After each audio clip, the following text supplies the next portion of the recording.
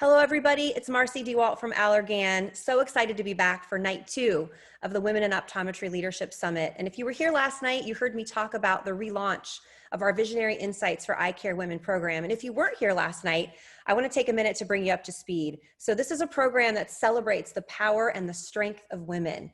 This program was founded on the idea of we are strong, and we know that more than anything as women, professionally and personally. And this program was really brought together to focus on a lot of key elements here around supporting one another. And like I said last night, this is a huge area of focus for me. When I'm at an advisory board or I'm looking at our speakers panel, I don't see enough women. And we need to improve that. And hopefully Allergan, I can be the agent of change in Allergan, and we see that across the industry. And that opens up ideas and opportunities to talk about how to advance patient care. And lastly, it's giving a platform for you to connect and inspire and motivate one another.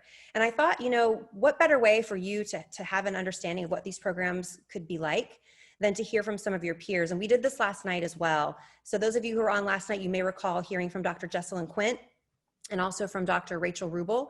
Tonight, Dr. Selena McGee from Oklahoma, she's going to share around social media and the power of your own personal brand. Then you'll also hear from Dr. Nishan Presley from Florida. She's going to talk about that sense of purpose and how we all have it and what it can mean and how it can motivate us. So without further ado, take a listen to Dr. McGee and Dr. Presley. We all hear how many people are connected on social media between Facebook and Instagram and LinkedIn, but I didn't really realize by not engaging in those on a consistent level, what that was doing to me as a person and as my own brand. And so there were a lot of really great suggestions and a lot of really great people to, not only emulate really, but to explore and see what they had done and get to know them better. And then, fast forward, and I want people to get to know me as well on my social media platforms and truly the authentic me.